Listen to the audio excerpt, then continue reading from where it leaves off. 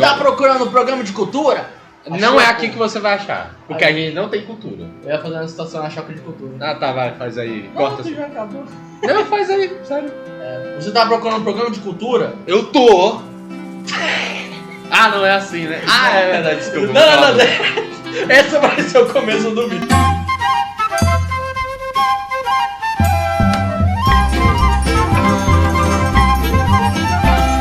Vamos lá. Esse era para o episódio que a gente falava de Demolidor Renascido, só que o nosso convidado não pôde participar.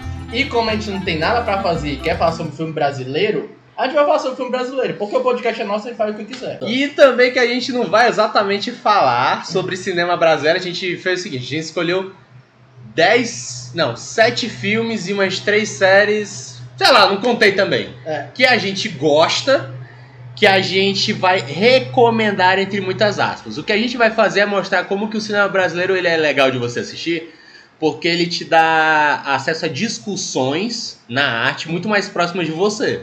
Que às vezes a gente vê muito filme americano, que é o que a maioria das pessoas assiste, em que você fica tipo, caramba, isso é muito da hora. Mas, sei lá, isso parece tão, tipo... Às vezes parece que a coisa de filme, na verdade, é só cultura americana, né? Tipo, da vivência deles. Pois é. Então, no nosso caso, a gente vai pegar filmes não tão conhecidos e séries conhecidas, mas a gente vai tentar falar um pouco deles de uma forma que eu, pelo menos, não vi ninguém falando, porque, tipo assim, eu percebo que poucas pessoas falam de cinema brasileiro, e quando falam, muitas vezes é de uma forma meio condescendente. Tipo assim, tentando... Tipo, Clara, pare de forçar a barra, tá ligado? Não, você pode ter a sua visão das coisas, mas claramente a pessoa tá forçando a barra com um negócio que não é tanto assim, tá ligado? E normalmente quando citam ou quando fala sobre o cinema brasileiro, é mais uma coisa tipo... muito... Não é nem mainstream, é uma coisa meio... Sei lá, todo mundo viu Cidade de Deus, eu diria? Não, todo mundo viu Tropa de Elite. Eu tô falando Tropa de Elite é tipo assim, o marco do Brasil dos anos 2000. Então tipo assim, não tem por que a gente falar de Tropa de Elite, porque todo mundo já viu Tropa de Elite, mas tipo, sei lá... Cidade de Deus é o filme brasileiro mais conhecido no exterior. Exatamente. Por mais que eu não lembre de porra nenhuma dele. Eu revi um dia desse, é bom pra caralho mesmo. Ok, eu vou ver. Mas a gente vai tentar aqui citar algumas outras coisas BR que são muito boas e que se você não viu, você é um completo ignorante e deveria ver. E a gente tá se pagando de intelectual aqui pra fingir que a gente é melhor que vocês, só que a gente não é melhor que vocês porra nenhuma. Então... tipo assim, a gente é... Sei lá, Tem um filme que a gente viu e a gente acha da hora, e por acaso eles são BR. E se a gente ficar dando uma de somos muito intelectuais, vai surgir um filho da puta que ele tem a porra de uma página de cinema BR há 15 anos numa rede social bosta. Ele vai falar, ele vai escrever um textão. Mas na verdade, vocês, aí, tipo, toda vez que a gente fizer uma crítica negativa, na verdade existe esse filme de 1963, durante a ditadura. 63 anos não tinha ditadura. Durante o governo do Jango, que debate não sei o quê. E antes da ditadura militar, se falava muito sobre poligamia. É um negócio assim, sabe? Tu pegou isso de algum lugar que Cara, pode ser não. verídico. Cara, não. Só porque, tipo assim... sei lá. Aliás, já que a gente falou de um exemplo ruim, vamos falar de um exemplo bom. Talvez eu deixe aqui nos comentários, ou no link mesmo, a página do Twitter do Cinema Brasileiro Out of Contest. Cara, que é uma essa puta página. É muito boa. É a única coisa que posta muita putaria, muito pornô, e é genial, tá ligado? Tipo, eu assisto no ônibus. Eu acho que a pessoa não vai me julgar. É óbvio que ela vai me julgar. Mas eu acho que se eu deixar bem claro que é Cinema Brasileiro Out of Contest... Ah, tá, deixa quieto. Ele tá vendo arte. Eu acho que deveria ter uma página no YouTube chamada Pornô Chanchada Sem Contexto. Eles gostam de futebol por aqui. Chuta!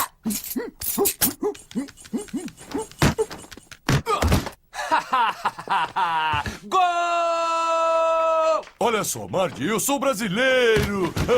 Antes de começar as indicações, queria fazer 2 menções honrosas. Por que não tem Case Companheiro? Tem a Fernanda Torres, então não vamos falar.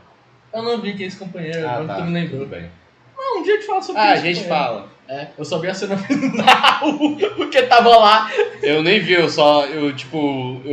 única coisa que eu lembro era de umas coisas do começo, e tem um professor comunista lá falando que o incesto é a invenção da sociedade. Boa. Enfim, minha primeira menção menção honrosa vai pra Zé do Caixão. Por quê? Eu sei que os filmes do Zé do Caixão são todo uma lore à parte, que eu só vi um filme dele, e em algum momento eu quero tirar o meu tempo de vida pra ver a filmografia desse cidadão. Agora, minha segunda menção honrosa, que não é bem uma menção, eu só vou citar, é Nelson Rodrigues. Se você conhece esse nome, você já deve saber, porque eu só tô citando ele, não vou falar sobre Nelson Rodrigues, mas tipo assim... Primeiro que ele é um autor de livros, né? Pois não é. Cineasta. Mas só dando uma recapitulação, assim. O Nelson Rodrigues escreveu vários livros, acho que foi no período de, sei lá, acho que da ditadura mesmo, no caso. Cara, ele não era mais antigo? Deixa eu dar uma olhada aqui. Entrando pra ditadura nessa época aqui antiga, mais ou menos. Enfim, ele fez uns livros que acho que foi a maioria é de peça de teatro, se eu não me engano. E também os filmes baseados nas obras deles ficaram muito conhecidos nos anos 60 para 70, que é basicamente a renascença das pornochanchadas, basicamente. Então assim, esses filmes são tão peculiares e um universo tão obscuro que você querer entender muito de cinema brasileiro, você deveria ver, assim, deveria. É um prato cheio para você pesquisar sobre... Pronto. É um documento histórico as obras desse cara. Vamos dizer assim. Mas eu não recomendo ninguém de bom senso ir atrás, não. Cara, às vezes o jeito que tu fala, parece que muito que ele é o Pier Paolo Pasolini do Brasil, tá ligado? Cara, se eu tivesse nascido no Japão, ele era o Soihiro Maru. Caralho, que pesado. Eu sou contínuo e você é um filho da puta! Eu adoro isso. Você, pra gostar de cu, tem que ser comunista. Ainda bem que eu nasci um bucetista. Quem desenhou caralhinhos voadores na parede? Sabe o meu preconceito com coisas antigas? É porque, tipo assim, na minha cabeça, o brasileiro de hoje, ele é culturalmente diferente demais de alguém que nasceu assim nos anos 50, 60. Tipo, é outro lugar, mais violento e tal. Então, tipo assim, na minha cabeça, palavras como caralho, cacete, buceta não existiam, tá ligado? Porque eu acho umas palavras geniais demais pra serem, sabe? Bom, dando esse primeiro... aproveitando essa gancho que o Fábio citou, eu vou falar sobre um filme que ele dialoga muito com os tempos antigos e com nossos filmes atuais também. E tu não vai nem se perguntar sobre as minhas menções honrosas, né? Desculpa, pode falar. Não, eu não tenho, só queria te fazer sentir culpado. Filho da puta. Enfim, meu primeiro filme que eu vou citar é Cabeça de Negro, dirigido e escrito por Del Cardoso e estrelado por Lucas Limeira. E esse filme eu estou citando ele porque ele foi gravado aqui no Ceará. Me filma não, por favor. Meu filho, vamos embora, vamos. Desse jeito você vai deixar sua mãe muito mais nervosa. Por favor. Vai embora não, tia. Nem adianta o sermão. Vamos lá. Cara, por que tu tá gritando? Desculpa. Não, eu tô brincando, vai, pode gritar. Então, Ai!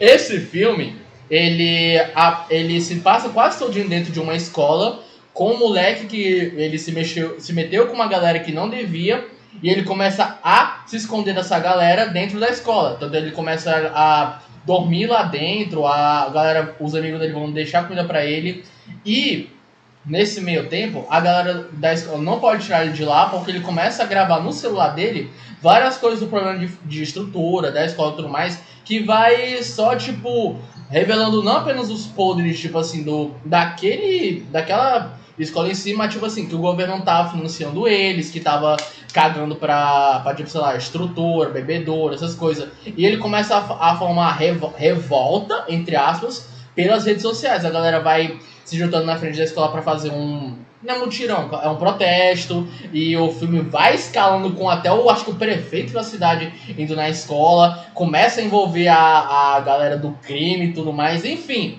É uma putaria só, e o filme, ele, tipo assim... Eu gosto muito, uma coisa que eu não sei se comentei contigo, mas eu gosto como esse filme, ele tem uma militância acertada. Que, tipo assim, hoje em dia, quando a gente vai falar sobre militância, é sempre aquele bagulho, tipo, postar uma foto no Instagram, falando do Black Lives Matter, essas coisas, tipo, muito superficial. Esse filme, ele ativamente tenta buscar algum sentido, tipo assim, cara, tu tem que fazer algumas coisas realmente militantes pra mudar as coisas que são erradas hoje em dia. Tudo é que os personagens, eles são, tipo, apesar de ser... Não acho que nenhum chega a ser caricato quanto o jovem, mas eles são muito... Tipo assim, o protagonista, ele não tem tantas nuances, digamos assim, como o personagem. Tipo assim, ele é um moleque que tá revoltado com o sistema e vai fazer uma coisa boa. E é isso. Então deixa eu ver se eu entendi. O protagonista, ele é um estereótipo de jovem revoltado. Negro. E negro. Que gosta da Rosa Parks. Ok. E tipo, eu acho que eu não peguei peguei pra ver alguma entrevista do diretor em si, mas tipo assim, pra mim esse filme é basicamente o Faça a Coisa Certa do Spike Lee, só que aqui no Ceará. Isso não tô desmerecendo o cara não, tipo assim, eu gostei do jeito que ele adaptou os elementos do filme pra nossa cultura e tudo mais, então é isso. Às vezes, tipo assim, você se lembra bastante dele, mas o significado é muito diferente, né? Pois é. Enfim, eu não vi o filme, então não vou opinar sobre ele. Mas eu tenho que dizer que eu gosto muito da ideia de filmes de protesto. Sim. Tipo assim, em meio a fervor social, você faz uma coisa totalmente sem pé nem cabeça e que dialoga um pouco com aquilo. Tipo assim, eu acho muito legal ter o protesto como, tipo assim, sabe quando tem uma música cantando, aí tem um vídeo de fundo? Sim. Eu gosto que o protesto seja esse vídeo de fundo. Tipo, as ideias que você tá transmitindo... E aí, de vez em quando, aparece o protesto pra, tipo, você juntar. Então, realmente é isso aqui que eu tô pensando. Ele é o... Qual o nome? É o barulho, pronto. Ele é o barulho. Pois é.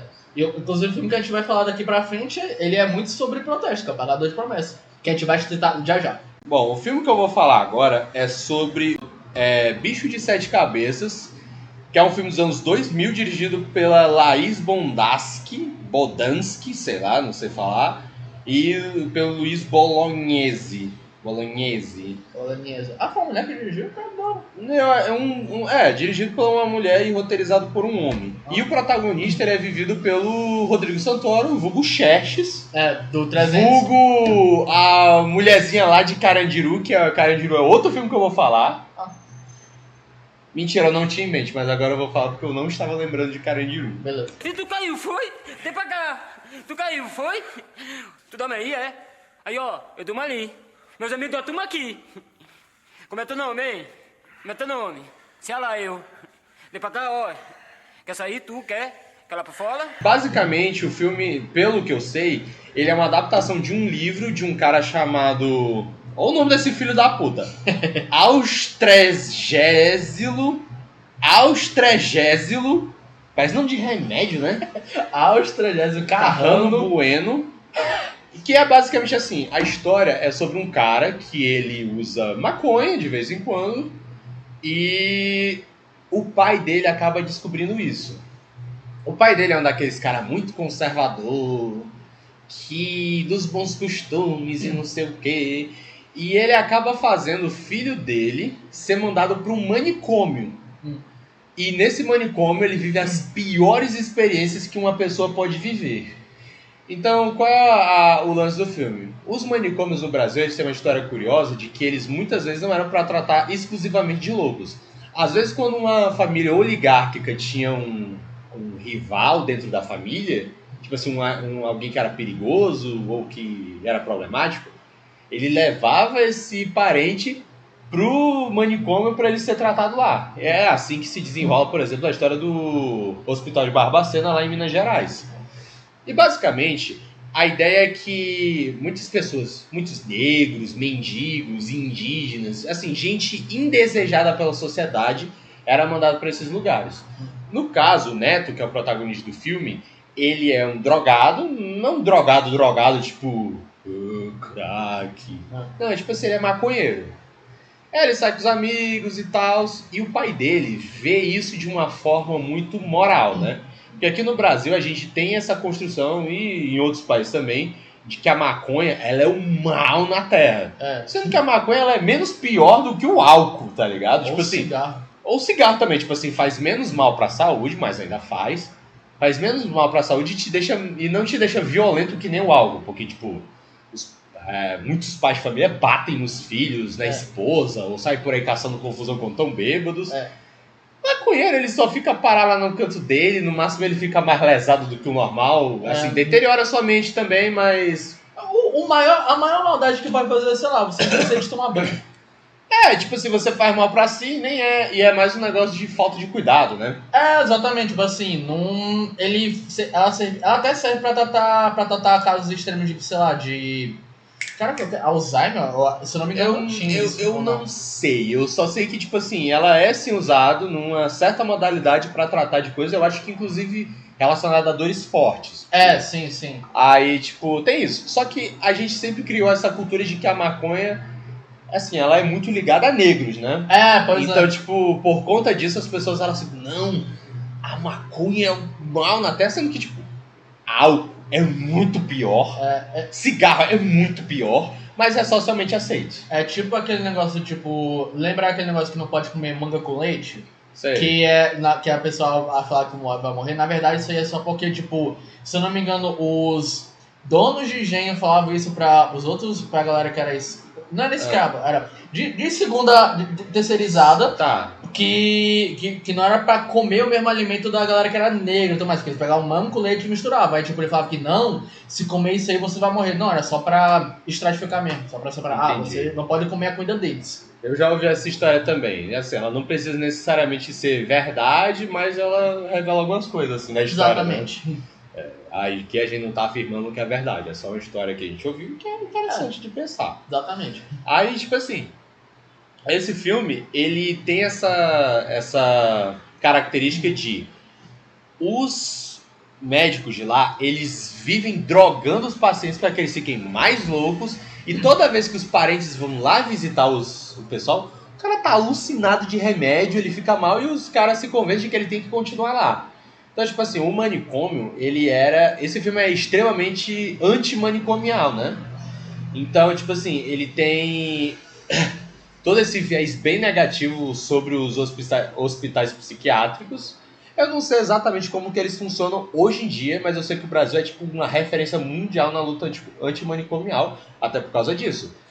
Talvez um dos eventos mais horrendos da nossa história foi ter morrido 60 mil pessoas em um único hospital lá em Minas Gerais, né? Que é tipo assim, o dobro do que mataram no Grão-Pará em 1835, e tipo assim, mataram um terço da população. E tipo, o dobro disso foi morto, em um tempo muito maior, evidentemente, em um hospital, tá ligado? Então tipo assim, muitas vezes você tem aqueles relatos das pessoas defecarem nas calças, porque não conseguem, né? Não tem acesso. Tipo assim, as pessoas vivem vidas miseráveis lá. Às vezes a pessoa não era louca antes de chegar e ela fica louca lá, entendeu? Então, tipo, eu acho legal porque foi a primeira vez que eu vi algo sobre luta antimanicomial. Porque, tipo assim, eu não sou do tipo que eu vejo uma luta e já deduzo 1 milhão de coisas e coisas. Não. Eu vi esse negócio, deu pontapé inicial e eu achei interessante estudar.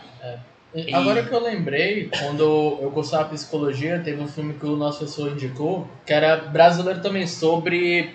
Acho que era uma médica que ela mudou, tipo, a forma que funcionava o manicômio lá que ela vivia, que a galera, tipo, ainda usava tratamento de choque. Nesse filme tem tratamento de choque também. E assim, o filme é dos anos 2000, eu acho que se passa nos anos 90. Assim, o cara que escreveu até, eu acho que ele era bem jovem nessa época. Eu acho que ele, se eu não me engano, ele tinha... Esquece, eu falei merda. Isso deve ter acontecido nos anos 70, durante a ditadura militar, porque ele é de 57, né? Uhum. Então, tipo assim, eu adoro esse filme. Ele é um filme curto, simples, mas eu acho que ele lida com uma das coisas mais presentes na história brasileira, que é sobre o papel dos manicômios em vários problemas sociais de oligarquias, do governo e tal. Tipo assim, o manicômio é a coisa perfeita pra teoria da conspiração, pra você fazer ficção aqui no Brasil, tá ligado? Sim. Inclusive daria um bom filme de terror no manicômio aqui no Brasil. Daria. Tua vez. Beleza. No caso vai ser a nossa vez, porque vamos falar agora de O Pagador de Promessas. Nossa, esse filme é do caralho. Basicamente, de todos os filmes que a gente vai citar aqui nessa lista, pronto, a gente vai citar alguns que você talvez Tipo, você vê se você quiser um São de Casões. O Pagador de Promessas, você tem que ver. Você tem que ver. É top 10 filmes que eu já vi, né? Nem tipo top 10 filmes nacionais. Top 10 filmes que eu já vi. É muito bom. Meu camarada, traze-te embora. Estou lhe arrumando uma patota. A polícia vem aí. Fuja. Eu não matei, não roubei ninguém. Experiência própria. Com a polícia é melhor fugir que discutir. Vai, moço. A gente escolhe a cruz. E à noite ele leva a cruz pra Yansan. Vamos todo mundo levar. E sobre o que é o Pagador de Promessas, Isaac? Você quer falar ou eu falo? Deixa eu lembrar aqui o nome do filho da puta. Dirigido por Anselmo Duarte e roteiro também pelo mesmo. Baseado em um livro do Dias Gomes. É legal que muitos desses filmes eles são baseados em livros e é bom sempre lembrar o quanto que o Brasil é uma puta potência literária. Talvez as pessoas não lembrem muito por a gente não ter tanta fantasia conhecida. Tem sentido do Pica-Pau Amarelo, mas não é aquela, tipo, sei lá, as Crônicas de Gelo e Fogo. Não, mas acho que a gente tem Mas, tipo assim, em termos de literatura, é porque eu acho que também é meio difícil você não achar a sua própria literatura da sua língua muito foda. Porque, pô, não tem como um gringo ler Machado de Assis na língua dele e ter o mesmo efeito que tem pra gente. Inclusive, eu tinha visto recentemente alguma galera falando, tipo... gringo mesmo falando sobre, acho que era Memórias Póstumas de Brás Cubas. Memórias Póstumas de Brás Cubas. E tipo, o quanto eles falando que o livro é foda. E, tipo assim, cara, tem que ver um gringo falando sobre isso pra tu valorizar isso deu um monte de jornal grande do Brasil, tá ligado? O Machado de Assis foi descoberto. Descoberto, caralho, a gente fala... Cara... Todo mundo sabe quem é Machado de Assis, tá ligado? Eu digo no resto do mundo, Machado de Assis foi descoberto. Beleza, mas tipo assim, cara, Machado de Assis, pro brasileiro, todo mundo conhece Machado de Assis. Talvez você não conheça o Ariano Suassuna, aquele filho ou o Nelson Rodrigues, por exemplo. Mas, pô, tipo assim, eu acho que Machado de Assis é assim, ó.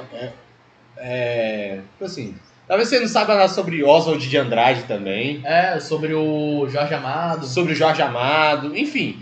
A gente provavelmente sabe por citações, mas a gente nunca foi atrás porque eu acho que tem um lance do...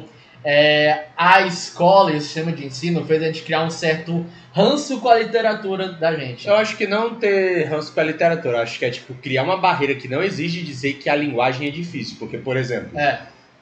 Quando a gente está lendo certos livros, o jeito que o professor ele leciona faz parecer que é a coisa mais difícil do mundo, porque é rebuscado, não sei o quê. Mas nem tá ligado? Porque tipo, quando você pega um livro traduzido do inglês, do alemão, do francês pro português, a linguagem sempre é muito simples, porque tem coisas lá que são intraduzíveis pro nosso. Não tem como você fazer uma perfeita... sabe? Não existe tradução perfeita. E até que alguns, tipo, a linguagem em si dos livros, ela é muito... Não é rebuscada, não. Ela é muito povão mesmo. Mas se você para pra ver, os temas são muito profundos. Cara, sinceramente, eu não consigo ver tanta diferença de um Dom Casmurro pra Clube da Luta. Pra mim, trata sobre quase as mesmas coisas. Cara, pra mim, Dom Casmurro é melhor. Enfim, vamos falar sobre o filme. Que a gente tá botando muito hype. Ele é um filme de 1962, citado por esses porra aí que o Isaac falou, né? E que basicamente qual é a história dele? Ele conta a história de um cara chamado Zé Burro, se eu não me engano.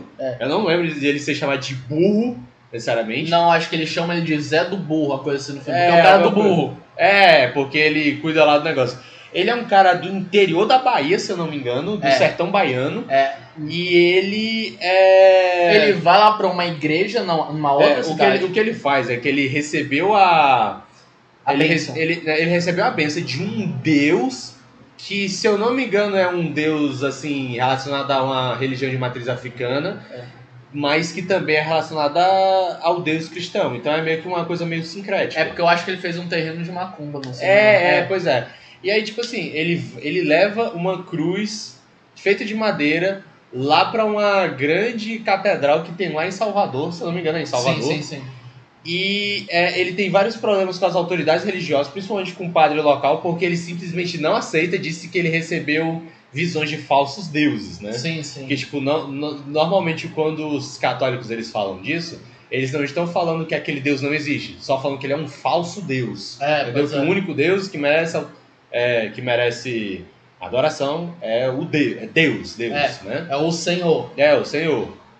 E, basicamente, o filme, ele A bênção, no caso, foi que o burro dele tava doente, ele precisava muito do burro pro trabalho dele, aí ele foi lá, se não me engano, foi no terreno, ele pediu a bênção pra algum santo, e o burro foi curado. Aí ele, tipo, se eu não me engano, ele é tipo assim, se meu burro for curado, eu vou levar uma cruz até dentro da igreja de Salvador, uma coisa assim.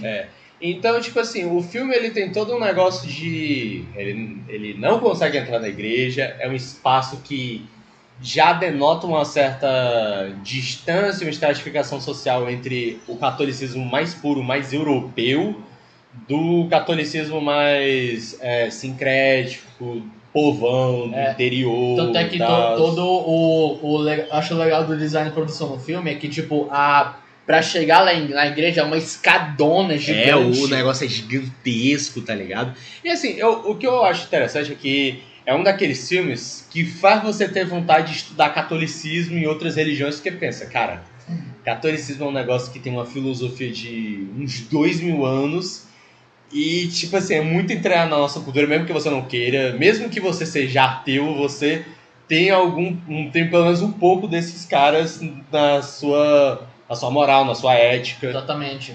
E aí, tipo assim, o filme, ele é muito sobre revolta social, tanto que é o que acontece no final, né? Tipo, ele ficando lá vários dias na frente da igreja, aí vem a galera do jornal, acho que é do Candomblé mesmo, que...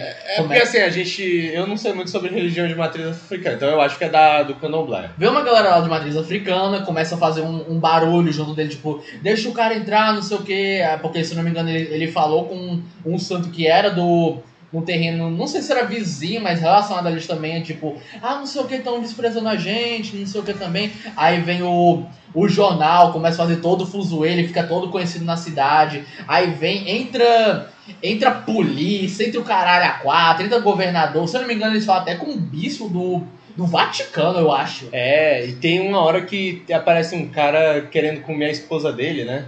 Ele come a esposa dele. Eu não lembrava disso. Enfim, muito foda o filme. Eu acho que esse brasileiro tem um problema com isso. Cara, tu já percebeu que, tipo, o filme brasileiro sempre tem corno, sempre alguém é corno, sempre tem alguém salivando de desejo sexual e sempre tem um santo lá. Enfim. Às vezes a mesma coisa na mesma cena. Pois é. E esse filme, ele foi o primeiro filme sul-americano, segundo a Wikipédia, a ser indicado ao Oscar de melhor filme estrangeiro, mas ele perdeu o prêmio para um filme de gay, obviamente francês, chamado Le Dimanche de Ville de Fray. Obviamente francês. Gay, então obviamente é francês, né? Mano, quem é que é o cara que é macho, que fala assim, Le Dimanche de Ville de Fray? E ele ganhou palma de ouro, gente, também. Muito bom. Só pra não falar que o Oscar é tudo. Tipo assim, às vezes o filme ele não ganhou o Oscar, mas, pô, ele pode ter ganhado no Festival de Cannes, tá ligado? Já que a gente falou sobre... que foi o que ele ganhou, né? Já que a gente falou sobre o Oscar aqui, eu queria só fazer não menção honrosa, mas comentar sobre todo o lance que teve agora do Ainda Estou Aqui, ser indicado a melhor filme estrangeiro, melhor tudo isso lá. Tipo assim...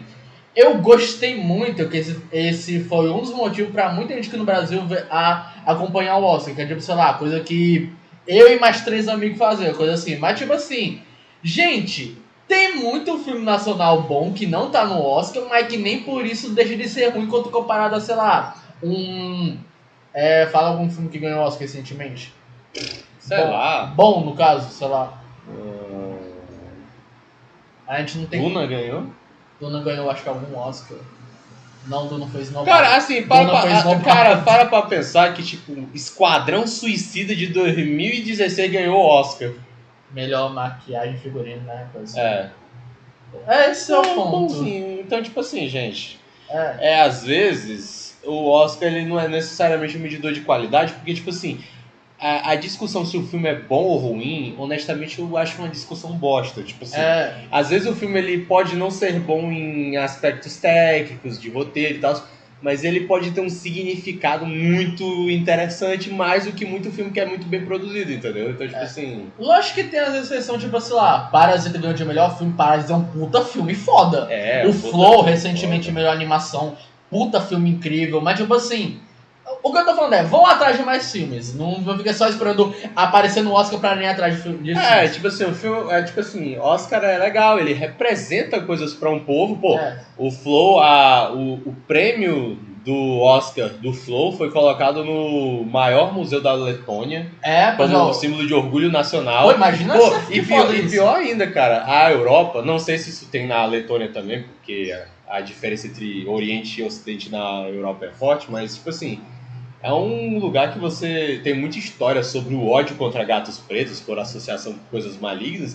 E, porra, o Flow, ele gerou um aumento do carinho do povo letão por gatos pretos, tá ligado? Tipo assim, foda isso é? Pois é, cara. Tipo assim, imagina só um filme ser capaz de romper uma crendice popular milenar, tá ligado? Meu Deus! Isso assim... Pensando que na Letônia tem isso, né? Porque vai ver, não tem, né? Meu Deus, Fábio, já imaginou um filme que consegue mudar vidas? Que doideira! Uau! Mas aí não é só mudar vidas, é mudar uma cultura inteira, né? Isso é muito Pô, tu já parou pra pensar que Flow pode ser o nascimento de uma nação pros letões?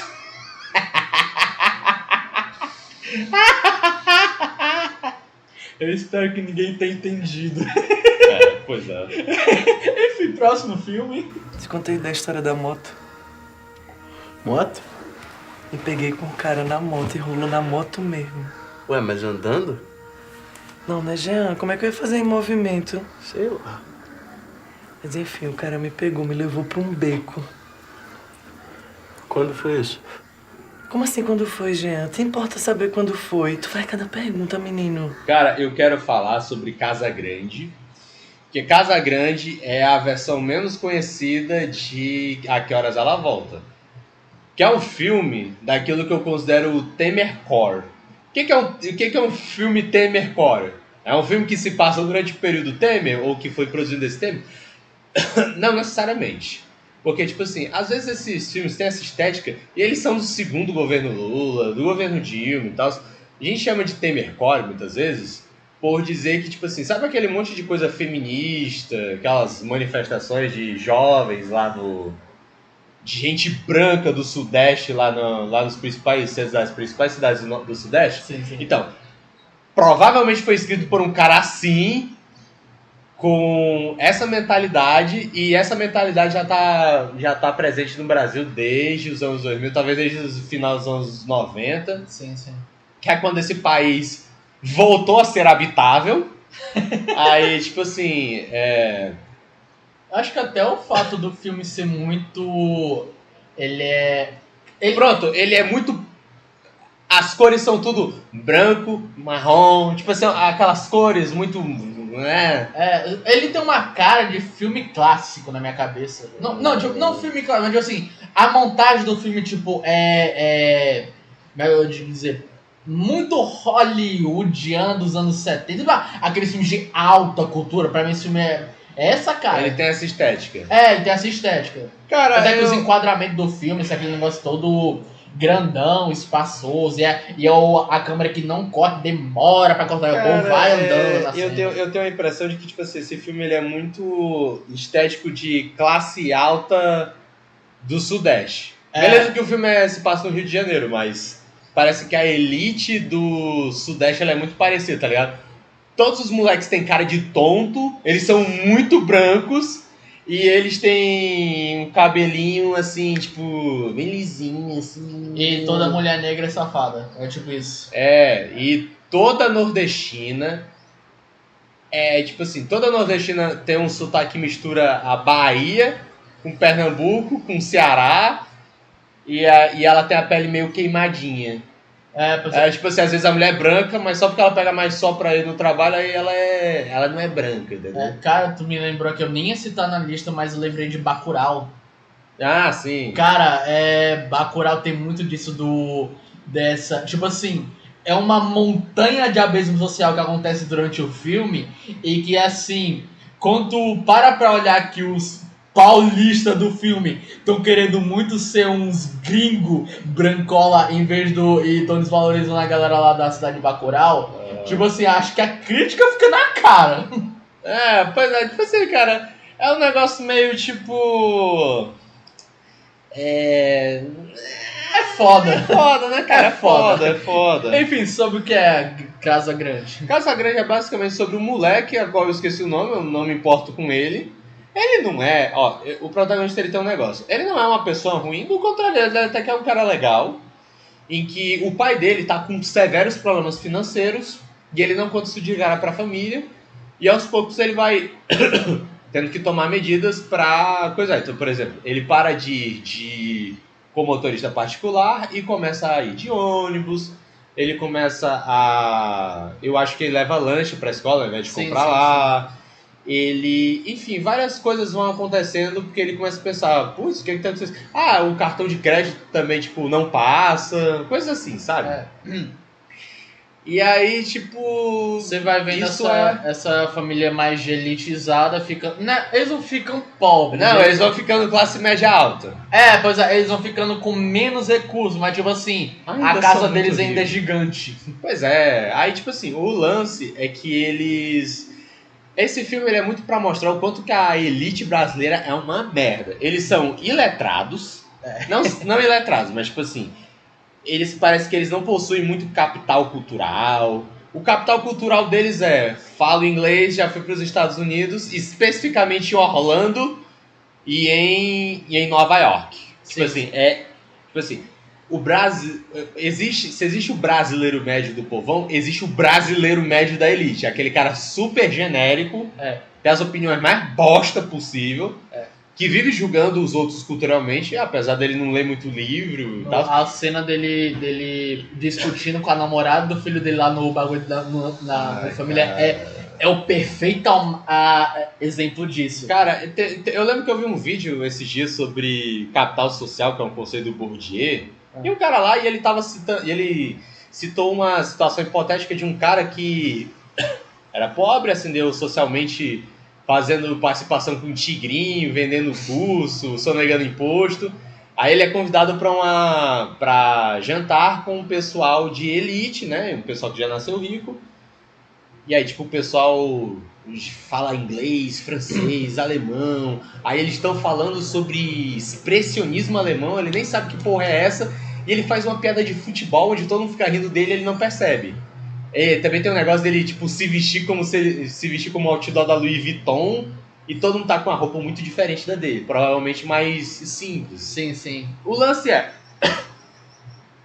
vezes dá a impressão de que a elite brasileira não é exatamente assim. Às vezes dá a impressão de que eles são só um pessoal snob meio de classe média. Pois é. Tipo assim, não é exatamente aquele pessoal que é rico há 6 gerações desde a época do Império, tá ligado? Tipo assim, eles até têm uma digamos assim, ele pode até ser considerado, sei lá, rico pra galera que é tipo de classe média pra baixo, mas tipo, galera que é elite mesmo, nem estaria sendo citado em situações assim, muito bostas. Pois é, tipo assim, dá a impressão de que esse daí é um pessoal meio assim, meio elite medíocre, sabe? Aqueles caras bem que você... Ai, cara, que raiva desse cara, sabe? Inclusive, o ator lá do pai do filho, que é o Marcelo Novas, eu gosto muito daquela cena que ele tá numa reunião lá, no negócio de trabalho, tipo assim, a câmera tá filmando só ele de frente pro notebook, aí quando ele se levanta, tipo, ele tá com terno, mas quando se levanta, tá só de cueca. Eu acho essa cena genial. Genial. Cara, tipo assim, eu lembro também de um momento em que eles acabaram de sair de uma boate, eles estão falando sobre uma menina ser feia ou não, aí o filho deles fala, cara, você só tá falando que ela é feia porque ela é negra e tal. Aí o pai, ele fala assim, eu gosto. Aí, tipo assim, também fala muito sobre os fetiches assim, fala muito sobre relações sociais do Sudeste. Pois é. Que obviamente tem outras partes do Brasil, mas acho que no resto do Brasil é meio diferente, assim. Tipo, a gente às vezes replica essa fetichização que a gente tem de galera mais de classe baixa, sei lá, pronto, assim, sempre que aparece uma uma mina muito pobre numa novela, ela tem que ser negra, ela tem que estar com a roupa rasgada, ela tem que ter muitas curvas. Ela tem que ser uma reimaginação da Rochelle. Mas ela tem um bom coração, uma coisa assim. Tipo, a gente sabe que isso não corresponde à vida real, mas é um fetiche que a gente gosta de repetir. E assim, é uma coisa muito sudeste, tá ligado? Porque, tipo assim, o jeito que um pobre é no norte e no nordeste é diferente. Até racialmente ele é diferente. Tu já imaginou que às vezes a gente, como nordestino em si, a gente apenas... Eu sou nortista, só dizendo. Enfim, mas tipo assim, o jeito que eu tô falando. A gente que é nordestino, às vezes, a gente apenas replica a imagem que o resto do povo tem nordestinos. Por exemplo, eu percebo que muita gente daqui fala sou negro, não sei o quê, e pensa muito na cultura negra, entre aspas, do sudeste. Só que, tipo assim, cara... Tu é caboclo, porra. Tua família vem lá do Vale do Jaguaribe, onde é cheio de caboclo, cheio de indígena, tá ligado? Eu conheço gente que se diz negra. Eu falei, de onde é que vem? Não sei, cara. Aí eu conheço um amigo que ele se autotitula negro e a vó dele, vó mesmo, que ele conhece, sim, é Tremembé, tá ligado?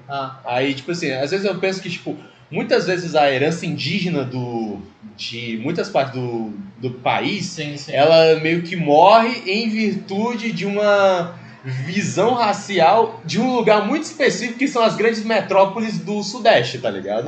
Eu não tô nem falando que é um bagulho que, tipo assim, você não...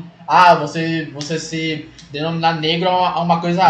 Não. Eu tô falando que o buraco é muito mais embaixo. Tipo, o Brasil é um país muito mais complexo do que ser uma reimaginação do sul dos Estados Unidos. Exatamente. Tipo, tem branco, tem negro, e a nossa diferença aqui é que tem uns mais escurinhos que ficam, assim, tem uma miscigenaçãozinha. E tipo, sei lá, o que? Menor parte da população é negra, tipo, aqui a maior parte da população é negra.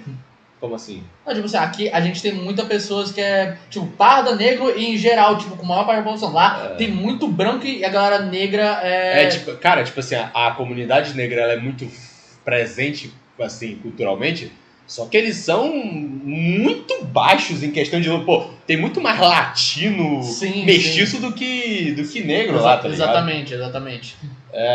Aí aqui também tem aquele negócio, né? Nesses filmes, você, tanto em Casa Grande quanto em A Que Horas Ela Volta, você vê o estereótipo do negro / caboclo nordestino, porque normalmente quando se pensa num nordestino, as pessoas pensam num caboclo. Por quê? É um cara da pele mais enferrujada, é um trabalhador rural, ele não é exatamente assim, negão, tá ligado? É o Oxente Maninho, não sei tá ligado? Tipo, assim, são nuances que tá presente na visão dos sudestinos, mas a gente absorve de uma forma muito diferente.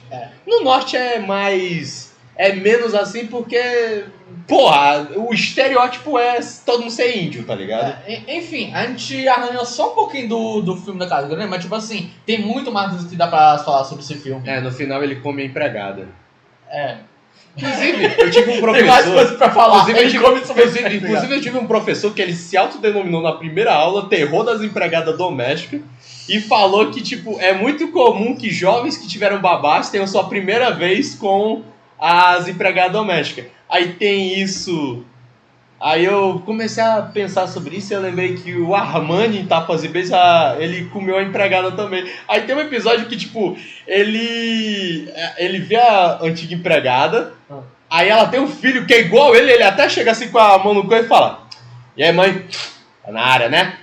Que é igualzinho, ele fica: "Não! Aí, tipo, ele dá o carro pro moleque e fala: "Não, filho, eu vou te ajudar em tudo que eu puder, não sei o quê." Ele já tem 9 filhos, aí ele quer ajudar mais um. Aí ele, tipo, depois ele chega assim na faixa: "E aí, Armani, descobriu se ele é seu filho?" "Ah, não, na verdade ele é meu irmão."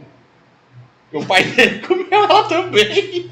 Jesus Cristo. Mano, é muito bom, cara. Tapas e Beijos, Tesouro Nacional. Vamos continuar. Para Sherlock Holmes, aquele seria um caso como outro qualquer, a não ser por um pequeno detalhe. Aconteceu no Brasil. Tá, eu vou citar aqui. Se Pagador de Promessa foi o filme que eu diria como o melhor filme dessa lista, esse aqui é meu filme favorito dessa lista. Se fala no meu filme favorito ever. É um filme luso-brasileiro, o Xangô de Baker Street. Que ele é dirigido por Miguel Faria Júnior. Ele tem o roteiro de Marcos Bernstein e ele é baseado num livro do Jô Soares. Sim, o Jô Soares fez um livro sobre Sherlock Holmes vindo pro Brasil e eu tô muito puto como ninguém comenta sobre esse filme. Cara, tem até gringo nesse filme. Caralho. O filme é muito foda. Ó, basicamente é no Rio de Janeiro, numa época lá, acho que no comecinho do século XX, começa a acontecer vários assassinatos de mulheres especificamente. Esse detalhe é muito importante, que não tem necessariamente uma coisa que liga todas elas, mas antes delas todas morrerem no filme, é ouvido um toque de um violino. E o violino é um instrumento que aparece várias vezes no filme e durante a investigação também. Aí, eu posso estar enganado porque faz um tempinho que eu vi esse filme, mas tipo assim, se eu não me engano, tá tendo uma atriz francesa que tá naquela região lá e ela tá sendo... Ela tem que estar sendo protegida pela polícia. Só que agora eu não lembro direito se é a polícia ou ela que vai atrás do Sherlock Holmes, que por acaso estava no Rio de Janeiro nessa situação. Agora eu não lembro se ele por acaso estava lá ou se ele foi chamado para lá. O lance é... o Sherlock Holmes começa a investigar esse caso e, ao mesmo tempo, ele vai descobrindo as maravilhas dessa terra estrangeira que é o Brasil. E o filme é basicamente um viralatismo cultural reverso. Porque, ao mesmo tempo que você vê o Sherlock Holmes sendo, não é brasileirado, ele curtindo a vida boa, como se estivesse de férias aqui no Brasil, ele se mostra como um completo idiota resolvendo o caso porque ele tá ocupado demais, sei lá, indo atrás de uma gostosa que falou com ele uma vez. E tem um detalhe muito importante nesse filme, que o Sherlock é virgem. E ele é viciado em... Não, ele começa a ser viciado em cannabis. É um puta filme genial. Cara, parece genial mesmo. Tem um detalhezinho que eu vou até cortar essa parte aqui, mas porque eu quero guardar o mistério, mas tipo assim, no final do filme... Oi, aqui é o Isaac, só avisando que eu vou ter que dar spoiler do filme nessa parte. Então, se você não quiser saber do final, pula um minutinho do áudio que você já vai estar tudo aqui pra você assistir. É descoberto que o cara que tá matando todo mundo é o Jack Stripador. Tu falou. Ele é um cara que, no decorrer do filme todo, tu vê que ele é um cara que é muito revoltado, tipo, nosso país não valoriza a cultura, não sei o que, quando eu for lá pra gringa, aí se eu vou ser valorizado, não sei o que. Então, tipo, eu acho muito foda que o Jack Stripador, ele era só um brasileiro com complexo de vira-lata. E foi pra Inglaterra... fazer chacina. Gostei. E inspirar o Alan Moore a escrever do inferno. Cara, caralho, que genial, né, velho? Eu acho que essa seria uma versão muito melhor do que aquela teoria da conspiração com a qual o Alan Moore se inspirou. Pois é. Inclusive, tem uma cena que... Tem duas cenas que eu gosto muito do... Não, tem 40 cenas que eu acho maravilhosas assim, mas, tipo, sei lá, eu quero destacar o que o Sherlock Holmes, ele aprende brasileiro por, sei lá, com um dia aqui no Brasil, porque ele é muito foda. O momento que ele deixa um ladrão escapar, porque ele começa a ter uma caganeira porque ele comeu baião de 2. O momento que o Watson, literalmente, a pomba gira desce no Watson. E o momento que a caipirinha é inventada, porque o Watson, ele perde o chapéu dele, aí ele tá lá com um chapéu de nordestino, de caipira. Aí ele vai lá no barzinho, começa a misturar umas coisas lá. Aí o dono do bar fica tipo, nossa, que bebida estranha, o que foi que fez? Aquele baixinho ali com chapéu de caipira, o Caipirinha. E aí se criou o nome Caipirinha. Puta filme foda. Cara, esse filme parece muito. Puta filme foda. Assistam. Faltou uma piada sobre o brigadeiro. Eu acho que tem. Faltou. O Xangô de Baker Street, procura esse filme. Pô, genial, simplesmente genial. Próximo filme que eu vou falar é sobre o Carandiru. Caralho. Pensei que era água. Cara, esse filme ele é basicamente assim. Como todo mundo sabe, houve o massacre do Carandiru, que foi o momento em que, depois de uma revolta de presos na prisão do Carandiru, um monte de policial militar entrou e matou todo mundo que conseguia. Tipo assim, até no filme mostra o quanto tipo, tem sangue escorrendo por todo o chão. É sangue pra caralho, sabe? E aí, basicamente, o que acontece é o professor Áuzio, é o doutor Áuzio Varela. Todo mundo, eu espero que tu tenha entendido essa piada. O doutor Drauzio Varela, quando ele trabalhava lá, ele conta como foi conhecer as pessoas, os presos. E basicamente o filme é sobre como era o cenário daquela prisão antes de ter a chacina. O filme ele é muito sobre humanizar preso. Não dizer que ele não é um filho da puta, muitos deles são estupradores daí pra baixo. Mas basicamente mostrar como que alguns ali, você pode dizer que eles eram inocentes, outros estavam lá por circunstâncias da vida. Tem um cara lá que ele só tá lá porque ele tentou atirar no cara que supostamente estuprou a irmã dele. E na verdade foi meio que em legítima defesa, se eu não me engano. E aí, tipo, todos eles têm uma relação muito complicada lá, sabe? E aí, basicamente, você vai acompanhar a história desse pessoal até o momento que tem o massacre do Carandiru. E é basicamente isso. Os personagens são muito bons. E uma coisa que eu acho legal nesse filme é porque ele mostra muito sobre como a violência no cinema brasileiro, ela pega muito mais do que em qualquer outro cinema. Tipo assim, eu realmente acho que o brasileiro ele tem uma capacidade inacreditável de fazer cena de dor, assim. Sim, é visceral o negócio. Cara, é um negócio que você... Caralho, mano, que negócio bizarro.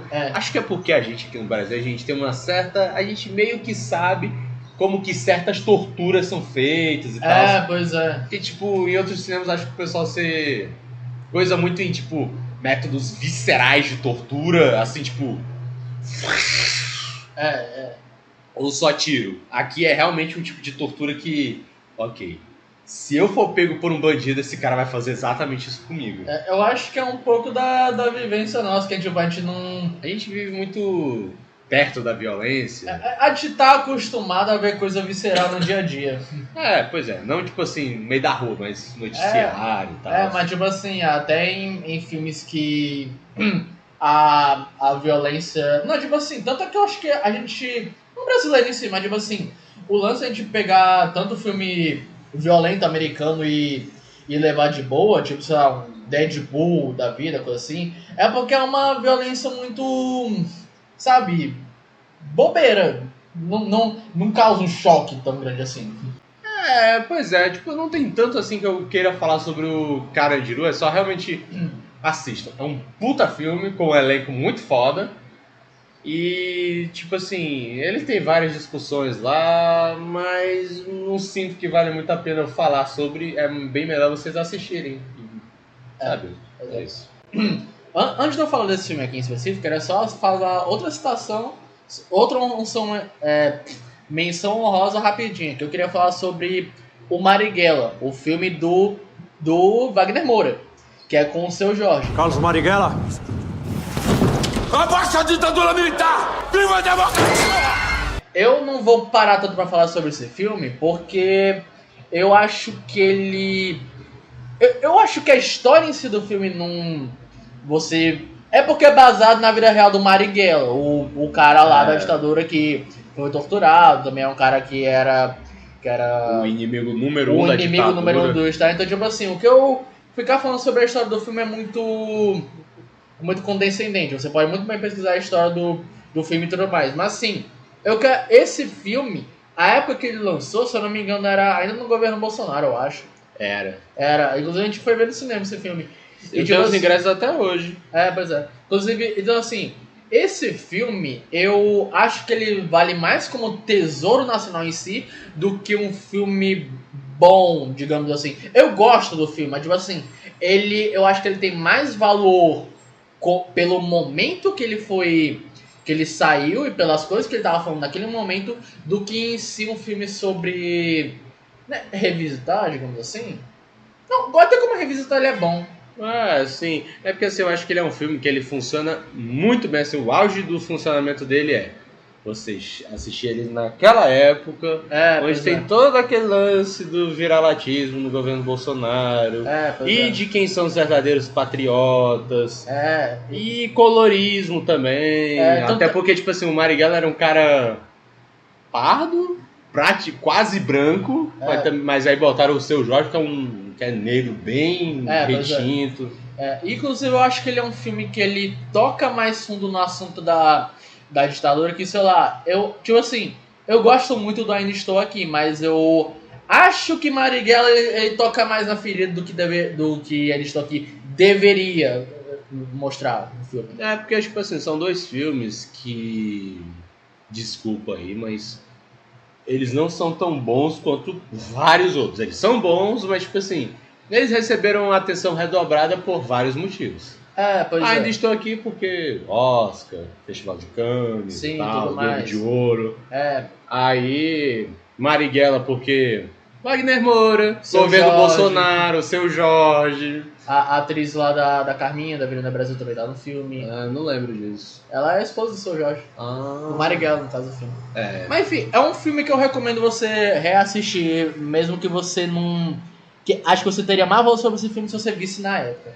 Tipo assim, realmente assim, eu acho que você ter assistido naquela época é assim, o auge do que você pode chegar de experiência com esse filme. Pois é. Ele é um filme muito bem produzido, viu? Muito bem produzido. Inclusive, Wagner Moura, sai da gringa e volta pra cá, que você faça mais filmes. Por favor, cara. Muito bom. Pô, tu fez o Lobo Mal, mano. E agora eu vou citar sobre o filme que eu realmente quero falar, que é Até que a Esbórnia nos Separe, que é uma animação, se eu não me engano, tá completa no YouTube, dirigido por Otto Guerra e Ennio Torres, baseado na comédia musical Tangos e Tragédias.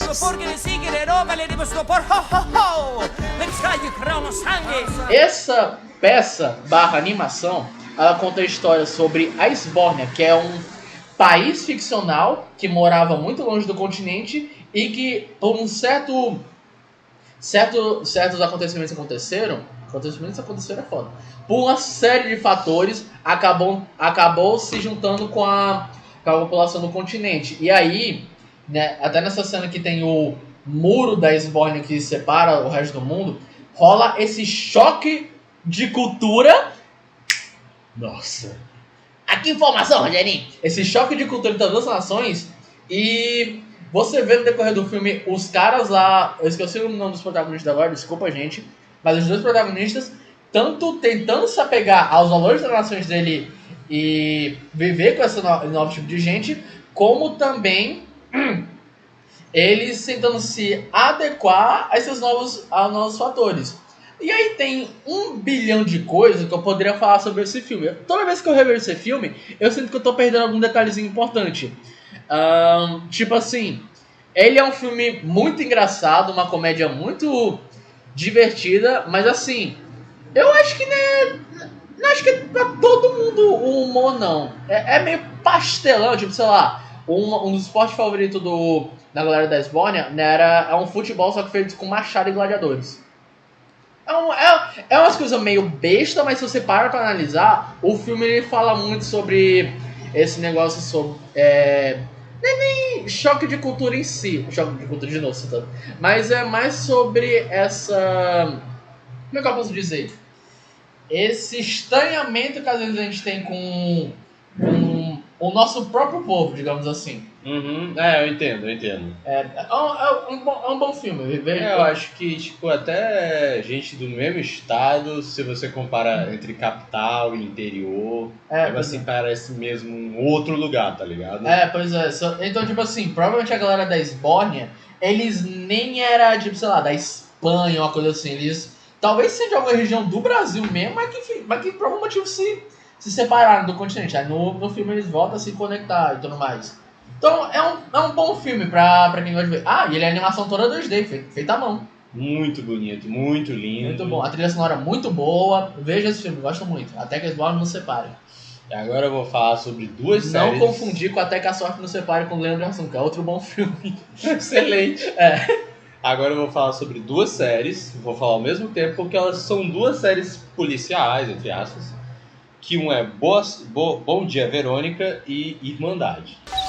Oi, eu sou Verônica Torres. Delegacia de Homicídios. Bom dia, Verônica, eu sempre falo errado porque eu sempre penso boa noite, Verônica. Pra mim faz mais sentido. Que é basicamente uma mulher que ela começa a investigar o caso de um PM que ele tá abusando da esposa e tal. Tipo, ele é um cara violento e tal. E ele sequestra mulheres, ele é um estuprador em série. Qual é a vítima principal deles? Mulheres nordestinas que acabaram de chegar da rodoviária. O que até... E, tipo assim, isso você pode pensar que é um recorte de classe, alguma coisa do tipo, mas aí depois você descobre que ele e os outros vilões também são do Maranhão. Meu Deus. Eu não tô brincando, essa série é muito boa. E basicamente ela começa a ir atrás de provas para conseguir prender esse cara, só que é muito difícil porque ele é da PM, ele é do sistema, ele é um cara inteligente. E conforme ela vai pesquisando sobre ele, ela vai descobrindo toda uma conspiração sobre um pessoal que tira crianças de um orfanato ou coloca elas dentro de um orfanato específico para transformar elas em pessoas importantes da administração pública do Brasil. Então, geralmente, um juiz pode ter sido criado nesse lugar, um promotor, um político. Ele sempre, tipo assim, quando ela tenta lutar contra eles, ela não tá lutando só contra uma organização criminosa. Ela tá lutando contra o sistema burocrático brasileiro. Principalmente do estado de São Paulo, né? Sim. É de São Paulo? É de São Paulo mesmo que é.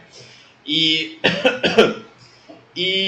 esse filme, essa série é muito boa porque ela tem o roteiro dela é muito bom e ela possui 3 vilões, que um leva a outro, então é um sistema de causa e consequência bem legal. Os vilões, os 2 primeiros, eles são baseados em Cosme e Damião. Eu não tenho os conhecimentos suficientes para falar sobre Cosme e Damião. E o terceiro, que é o chefão, é o Dom. Tipo assim, toda a questão da vilania, ela é muito católica, ela é muito simbologia cristã e tal. E aí é o seguinte, o primeiro, como eu disse, é um PM, um estuprador em série e tal, que é um cara muito inteligente. O segundo é o... Cara, como é que é o nome dele? Não vou lembrar. É o Reinaldo Giannichini. Que é, tipo, ele é bonitão, ele é um padre, não sei de qual... um padre, pastor, provavelmente ele é protestante, evangélico, mas isso não é levado muito a sério. E ele é um cara que ele, tipo, vende uma cura milagrosa que nada mais é do que uma pílula feita inteiramente de açúcar. E ele é talvez o mais bizarro, porque ele é um cara que ele tá presente na 2ª e na 3ª temporada, em que ele corta essa parte porque é um spoiler. Oi, aqui é o Zac de novo, só falando que se você não quiser spoiler de Bom Dia Verônica, pula uns 4 minutos de áudio que já vai estar tudo ok, sem spoiler. Ele tem um padrão de sempre estuprar as mulheres que vão lá fazer uma sessão espiritual com ele. E a esposa dele assiste. Qual que é o problema? Aí você percebe que ele é bonito, mas ele é muito mais velho do que a esposa. E ele tem uma relação estranha com a filha. Sabe o que se descobre? A primeira esposa dele é a mãe da atual esposa dele. E a esposa dele é filha dele. Ou seja, ele casou com uma mulher, ela ficou velha, ele matou ela, começou a ter relações com a filha, e agora então ele teve relações com a filha, e teve outra filha, que no caso é neta e filha dele ao mesmo tempo, que é interpretada pela Clara Castanha, que é a Ângela, e ela é uma das principais ajudas da protagonista para conseguir descredibilizar ele. E tipo assim, cara, ele é um estuprador e ele é o caso mais midiático, porque os outros 2 eles são meio assim muito contidos, eles são mais introspectivos. Sim. Esse cara é uma figura pública, tem gente que defende ele, dizendo que as mulheres são tipo só umas vagabundas que querem acabar com esse grande homem e tal. Só que, porra, a filha, a esposa dele revelam tudo. Um monte de mulher revela que foi estuprada por ele. E mesmo assim o filho da puta só recebe uma condicional, tá ligado? Ele aparece na 3ª temporada. Ele é o melhor vilão. E a Verônica Torres, ela tem que se infiltrar na casa dele. Faz um monte de pecado. Tipo assim, a 2ª temporada é o auge da série. Ela é muito do caralho. E aí o vilão final é o Do-1. Vamos lá. Tá, só, rapidão. Esse personagem, o segundo vilão que tu falou, ele é baseado no João de Deus? Cara, ele é muito parecido. Não sei se é baseado porque eu não lembro se é da mesma época. É porque eu fiquei perguntando, cara, é muito igual, mas não faz sentido dele ser tipo assim, porque acho que o negócio que ele foi indiciado foi há pouco tempo. Não foi há tão pouco tempo assim. Não, mas tipo, acho que tem uma discrepância de tempo. Não, mas a série não é. Ela é relativamente recente. Mas se não for baseado, puta que pariu. Mas também porque essas questões de padre evangélico muito poderoso é uma coisa... Pois é. É famosa já. Caralho, e aí, tipo... a arte é menos mentirosa que a vida. E aí, tipo assim, o terceiro vilão... Eu não lembro, eu realmente não me lembro se ele mora no Maranhão ou se ele mora no interior de São Paulo. Mas basicamente ele é o Do-1, ele é o Rodrigo Santoro. Ele é um cara que ele tem muito... Sabe aqueles personagens que são humanos, mas você consegue ver que ele tem trejeitos, alguma coisa de personagem, tipo o poeta tem com o rato? Sim. Esse cara tem isso com cavalo. Tipo assim, ele é um cara todo tonificado, ele tem um cabelo grande, ele parece aqueles galã que aparece com metade da camisa aberta mostrando o peitoral. É um antropomorfismo reverso. Exatamente. E tipo assim, ele é muito... Ele come a protagonista, porque ele começa ajudando. Aí depois você descobre que eles são irmãos e que ele tem todo um projeto de criar humanos com genética boa e que a protagonista faz parte desse experimento e que ela não é filha do pai dela e sim adotada. Isso parece muito macio. E tipo assim, o cara que é pai dos três, porque os três são irmãos, ele também era um estuprador em série. Tipo assim, os três, eles são caras que cometem crimes sexuais. Eles não são serial killers. Eles são serial rapers? Serial rapers, tá ligado? E é basicamente isso. É uma série muito boa, com muito simbolismo. E ela é muito boa pra você... Ela fala sobre violência sexual sem ser aquela coisa que você pensa, caramba, mano, por que tá tendo tanto fetiche em cima disso? Não tem isso nessa série. Tipo... Eu só lembrei da porra da casca sendo estuprada pelo Griffin, tipo assim... Essa é uma das páginas de mangá mais confortáveis que eu já li na minha vida. Não é nem passando de estupro em si, é porque a casca é desenhada super gostosa nessa cena. Não faz muito sentido. Não me lembra disso. Ai. Assim, o acontecimento em Berserk é tipo assim, ok, interessante, faz o acontecimento faz sentido, mas a forma como o Miura desenha é meio... Por quê? Cara, às vezes eu tenho a impressão que o Miura era tipo assim, eu não descarto a possibilidade dele ser um tarado. Da pior tipo possível. Cara, pra mim você ser mangaka no Japão é tipo, tu tem que ter a tabelinha de tipo, você ou ser um pedófilo do caralho ou você defender um pedófilo do caralho. O Oda defendeu 2 vezes o pedófilo. Puta que pariu. Obrigado. Enfim, aí o próximo é a Irmandade, que é com o Seu Jorge. Mas o protagonista não é ele, é a irmã dele, que é uma mulher negra, formada no direito, veio de origem pobre. Eu achei que ia falar voluptuosa. Aí, rapaziada, tem visita na cadeia. Você aí, mano. Você acredita em justiça? Aí, basicamente, assim, o Seu Jorge, ele é líder de uma facção que fica dentro da prisão. E a irmã dele... E ele foi preso quando ele era novo, porque ele tava vendendo droga pra comprar coisa pra família. E a irmã e o pai acabaram, tipo, ligando pra polícia pra delatar ele. Ele foi preso e saiu e voltou várias vezes e ele virou um criminoso lá dentro. A irmã dele também nasceu pobre, mas tipo assim, ela conseguiu ascender socialmente e virou uma advogada muito bem sucedida. Pelo menos eu acho que ela é bem sucedida. Assim, ela vive na periferia com o irmão mais novo, né? E tipo assim, cara, ela é uma das melhores protagonistas femininas que eu já vi na minha vida. Tipo assim, ela se infiltra na facção pra meio que ajudar o irmão, pra, tipo, colher informações pra polícia, ao mesmo tempo que ela quer ajudar o irmão. Ela faz tudo isso sem descobrirem ela. Quer dizer, quase chegam, mas ela consegue se livrar. Cara, Sabe aquelas cenas em que, tipo assim, o personagem ele tem que criar uma mentira pra conseguir se safar de uma situação, já ela foi pegando flagra? Ela faz isso várias vezes, ela é muito inteligente, sério. Ela é muito sagaz. Cara, ela é bizarro o quanto você fica... Caralho, meu, essa mulher é foda, viu? E, enfim, é uma série muito boa. Ela chega, tipo, a ser muito estereotipada, ou a personagem, ou não? Estereotipada em qual sentido? Tipo assim, tu falou que ela era uma negra, estudiosa, direito, sei lá. Então, tipo assim, ela tem todas essas identidades, mas ao mesmo tempo, ela não é tratada como, com uma certa condescendência, tipo, fazer ela ser mais pra ela ir longe do estereótipo. Não, ela, tipo assim, ela é muito inteligente, você entende ela ser inteligente.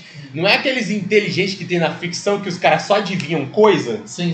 Tipo, ela realmente é inteligente. Tipo, ela tá ali com o que ela consegue. Entendi. Cara, ela é uma personagem genial, com desenvolvimento genial. O Seu Jorge também é foda no papel. Os personagens de apoio também são fodas no papel. Cara, tipo assim, é uma série praticamente perfeita. Eu só vi a primeira temporada, não cheguei a ver a segunda. Mas, cara, é simplesmente genial, tá ligado? Vai dar brasa! O cinema é um ato de contrição. E pra acabar, a gente vai falar sobre duas situações que, assim, não é que a gente não goste desses... Não, assim... A gente ama odiar. Ama odiar esses filmes. Quer falar sobre o primeiro? Cara, eu quero falar sobre o primeiro, que ele é o seguinte. O nome do filme é nome próprio. Deixa eu pegar aqui as... Acho que vai falar sobre o Febre do Rato. A gente vai falar sobre ele junto com esse. A gente vai falar sobre 3 filmes, então, que eu lembrei de um recentemente. A gente vai falar sobre 3 filmes que a gente ama odiar BR. Tá bom, esse é um filme de... Peraí. Esse é um filme de... Pode se empolgou, 1h16 já. De 2007, dirigido pelo Murilo Salles, que é baseado num livro que conta a história de uma mulher chamada... Eu esqueci o nome dela. Tu já me comentou sobre esse filme. Eu já comentei sobre esse filme. E qual que é o lance desse filme? É basicamente sobre uma mulher que ela escreve para um blog sobre as experiências dela. No filme ela entra numa espiral sexual que assim, a primeira cena é o atual namorado dela expulsando ela de casa e batendo por ela ter acabado de trair ele. E ela, tipo, pula de homem em homem. Tipo assim, tem uma cena em que ela simplesmente tá com uma amiga que ela não via há muito tempo e o atual namorado dela. Aí, tipo, os dois acabam indo pro mar juntos, assim, né? E ela acaba, tipo, puxando o cara pra transar com ela e ele começa a comer ela no meio da praia. A mulher chega e vê. Tipo assim, ela tem um monte de coisas sexuais na época eu não tinha maturidade pra entender, tipo... Eu não sei se até hoje eu vou tirar alguma coisa de boa desse filme, mas eu não vou reassistir. Atualmente a lembrança é sexo. É tipo isso, cara. É porque é um filme muito, tipo... Sabe o que isso parece um ninfomaníaco, só que, sei lá, do Paraguai. Pronto, é um filme ninfomaníaco, mas ele é muito sobre a psique da personagem, só que eu acho a psique da personagem uma bosta, tá ligado? Sabe a professora Helena? Tem uma cena delas duas se pegando. Agora eu vou ver se... E aí... Inclusive eu só vi o primeiro ninfomaníaco, eu não tive estômago pra ver o segundo. Eu nunca vi ninfomaníaco. Cara, eu acabei o primeiro filme querendo me matar. E o filme então é bom. O filme é tipo 80% sexo. Esse filme que é tipo muito sexo e psicanálise geralmente são tão rasos, né? Não, o Ninfomaníaca realmente tem um trabalho de profundidade a respeito da personagem ter um desejo sexual muito maluco e isso relaciona juntamente com a crise existencial que ela tá passando no filme. Isso de alguma forma vira uma coisa meio misógina, do tipo, essa mulher aí ela só é promíscua porque ela teve pai ausente. Não, mas o Ninfomaníaca tem uma cena que é tipo a cena do que o pai dela morre e tipo é uma cena muito agoniante que ele não vai morrendo tipo do nada, ele vai morrendo aos poucos, tipo, ele tem problema de amnésia, ele começa a quebrar as coisas do quarto, e tipo, é uma cena muito agoniante, tipo assim, depois dessa cena a fotografia do filme fica preto e branco e a primeira reação dela é transar com o enfermeiro, tipo assim, a cena é só triste. Eu não sei como eu comecei a falar de Ninfomaníaca do nada do filme. Mas enfim. Agora é o filme que eu amo odiar, né? Não é Febre do Rato ainda, esse é o terceiro. Tá bom, a gente não vai chegar no melhor de todos. Calma. Agora. Eu quero falar sobre O Doutrinador. Ah, vai se fuder.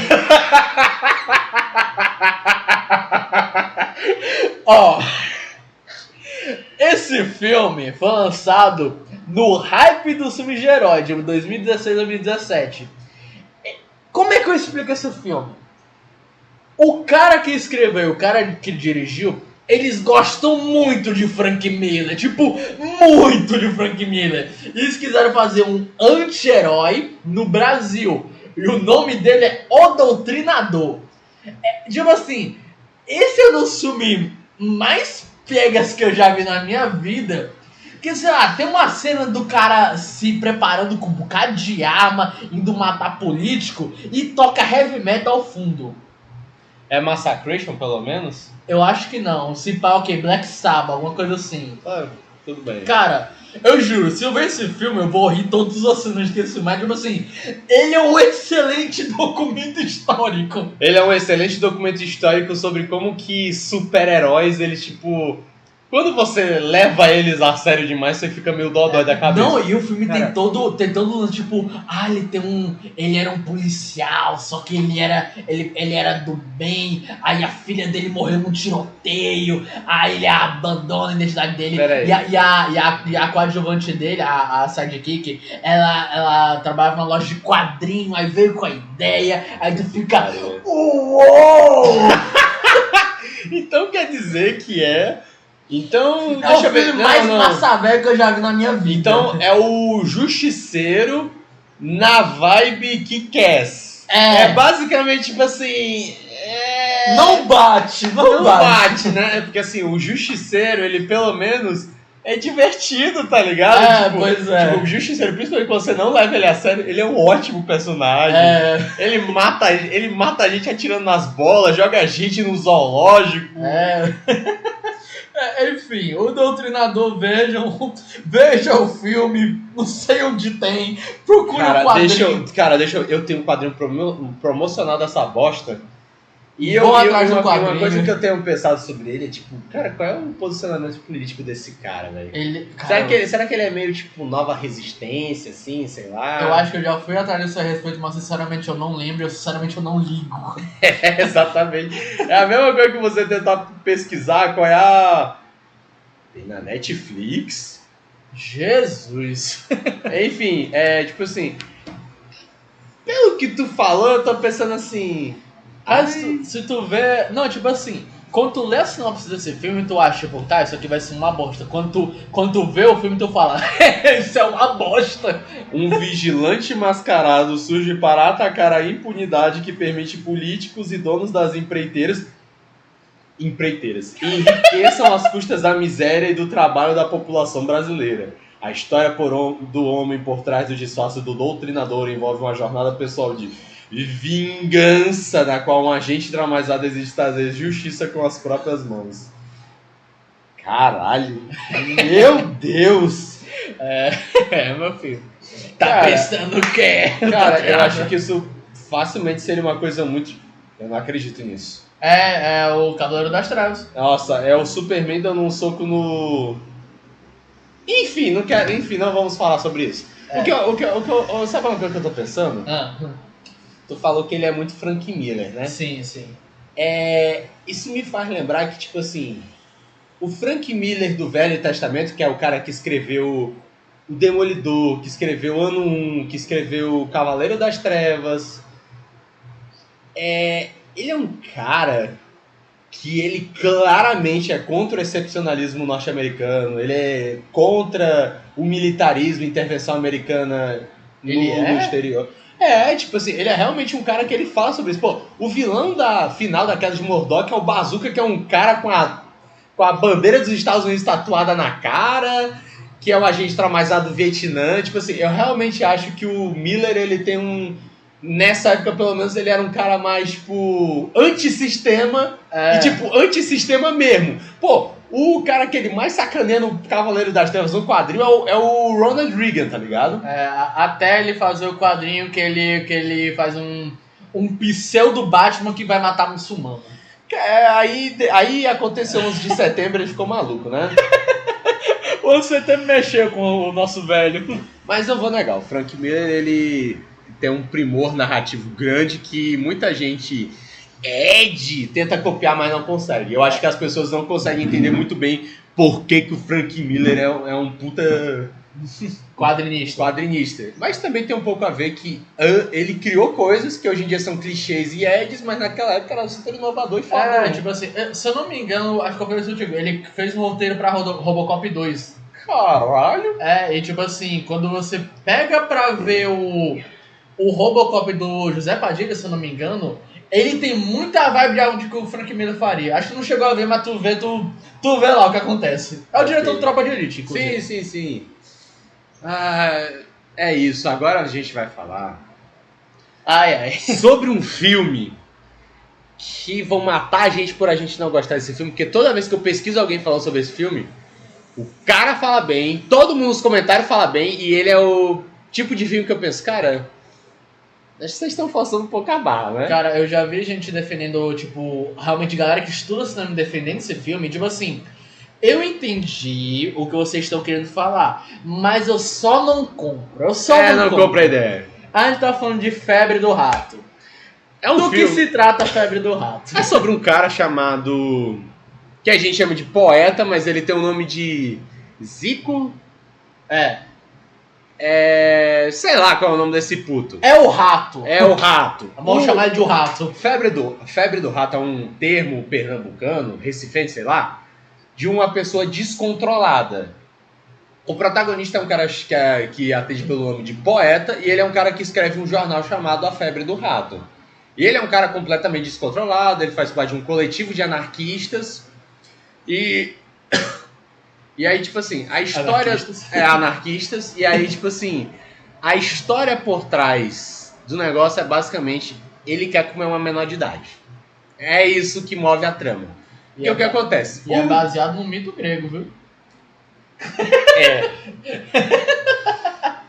Como é o nome da vagabunda mesmo? Não lembro, não vou lembrar, não quero lembrar. É um nome de guerra, de uma guerra lendária grega. Polônia, não, Batalha da Roma, não sei. Foda-se! Atena, foda-se, tipo assim, eu já assisti esse filme 3 vezes, porque toda vez que eu assisto ele eu fico... 3 vezes essa porra? É porque eu mostrei pra 2 pessoas diferentes falando, mano, e aí tipo eu pulava as cenas pra, olha isso aqui, mano, olha isso aqui.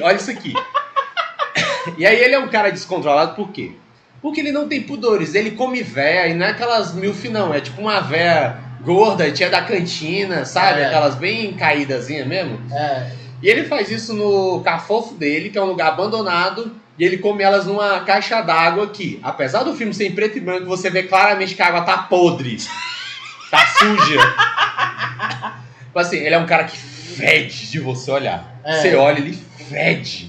Pois é. E ele é interpretado pelo Irandir Santos, que é um puta ator.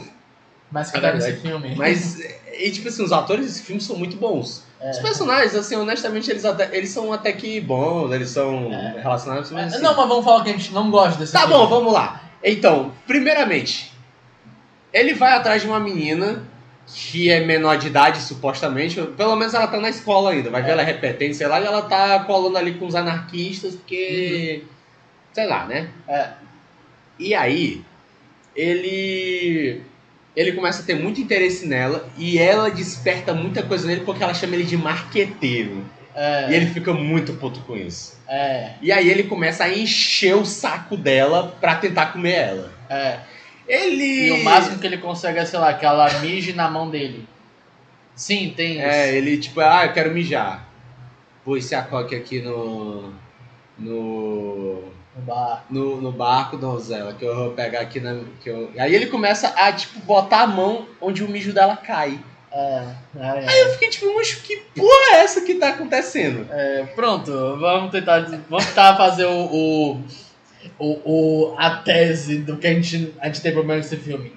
Sabe quando você vê, sei lá, um cara muito nacionalista e quer fazer... Não muito nacionalista, muito bolsonarista. Um cara muito bolsonarista que quer fazer um filme atacando especificamente esquerdista. Pra mim, esse filme é exatamente isso. Eu não sei até que ponto... Não, eu acho que até certo ponto do filme, ele queria fazer uma autocrítica à esquerda. Mas ele se perde completamente pra mim. Cara, eu acho que ele é tipo assim... Sabe aquele estereótipo de como universitário é? Usa drogas, faz orgia, não faz porra nenhuma e fede? O cara, ele pegou tudo isso e escreveu um filme. E tipo assim, eu queria que tivesse um senso de sarcástico ou de ironia no filme. Não tem! Eu queria que tivesse, não cara, tem! Esse filme é muito engraçado porque ele claramente se leva a sério. Tipo... E ele tá tipo assim, cara, isso aqui é profundo, isso aqui é acho, mas cara, tu me idiota pra caralho. Cara, o filme... Eu vou dar spoiler no final porque vai tomar no cu. Cara, a porra da cena que um militar mata um maluco num protesto devia ser uma cena que, tipo, sei lá, caralho, que surpreendente. Eu fiquei feliz que mataram o filho da puta. Eu fiquei com raiva de não terem torturado ele num pau de arara. Eles jogam ele no mar e eu achei pouco. Achei que foi pouco. E aí no final, e aí pior ainda, tem um rato flutuando assim na água, como se fosse ele renascido. É a simbologia é foda, viu? Cara, é um negócio assim... E os diálogos? Ai, meu Deus. Ele fala em poesia e ele fica falando coisas tipo... O gozo do povo. Tipo assim, sabe aqueles caras que quer muito ser do povão falando umas coisas assim? Então, pois é, ele é desse jeito. Não, peraí, deixa eu até ver o nome desse cara que fez filme. Febre do Rato.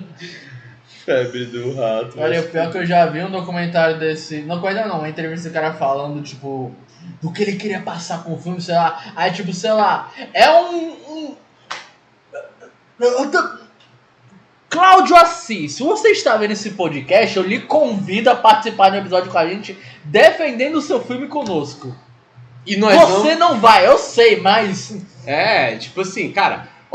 eu gostaria muito de... Pô, Recife é aqui perto. É. Eu acho que ele super toparia comer nossas bundas argumentativamente. Eu quero muito fazer um... Cara, não, por favor, vamos gravar um filme com ele. Cláudio, se você está vendo isso, vamos gravar um filme junto. Não é filme pornô, é tipo assim, um podcast. Vamos gravar um... Não, vamos gravar um pornô chanchada com ele. Porque nós três somos...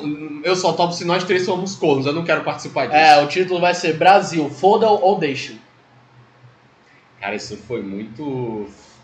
Alan Moore escrevendo Lost Girls. A gente tem que um dia falar sobre Lost Girls. Eu não quero falar.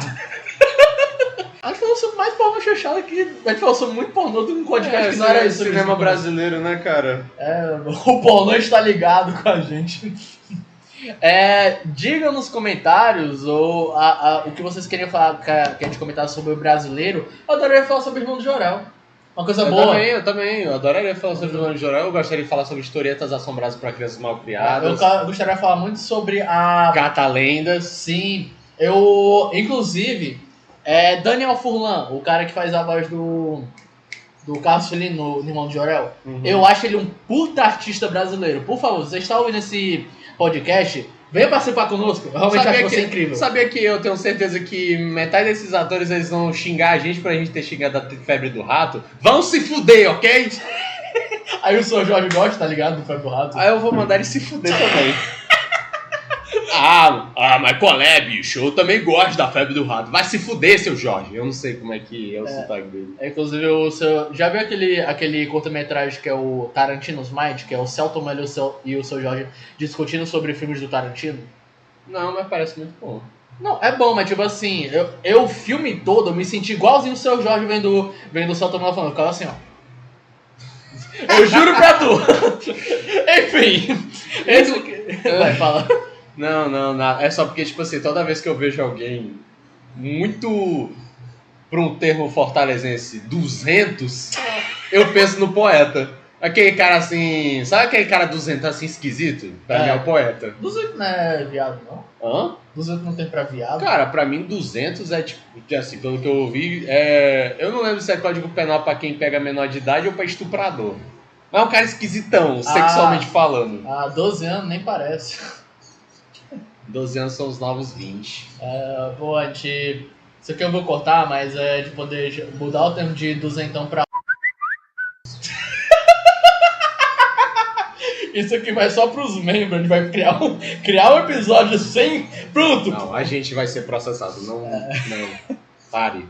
A gente vai criar um episódio, vai criar uma série de episódios sem censura que vai apenas os membros por R$3,90 por mês vão acessar. Por que você gostaria de ver a gente falando putaria por R$3,90 por mês, eu não sei, mas... Cara, tipo assim, se eu não me engano, o pessoal do Omelete TV, eles tinham um podcast proibidão deles, onde eles falavam as atrocidades que eu só ouvi por outras coisas, eu nunca assisti. Pô, bora fazer isso. E aí uma vez falaram, eu fiquei tipo, mano... Bora fazer isso, pô. Bora. Eu faria uma hora de boa sobre pornô chanchado. Por quê? Não sei, mas dinheiro.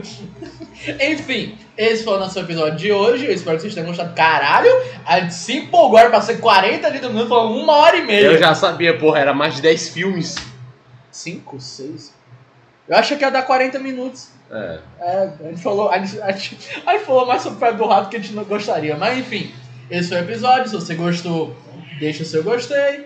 E recomende novas coisas pra gente. O próximo episódio provavelmente vai ser sobre Demolidor. Caso, sei lá, alguma coisa mais relevante apareça. Tipo, sei lá, anunciaram uma parte 7 de Jojo. Isso aí vai ser... A gente tem que fazer episódio sobre a parte 7 de Jojo quando estrear. A gente tem que fazer antes, né? Tem que a gente tem que pegar alguns arcos e comentando sobre. A gente vai falar sobre Jojo, gente. Calma. A gente poderia falar muito bem em 5 horas falar sobre a parte 1 de Jojo. Mas enfim, esse foi o episódio. Muito obrigado e... Meu pai fez um leque ligeiro.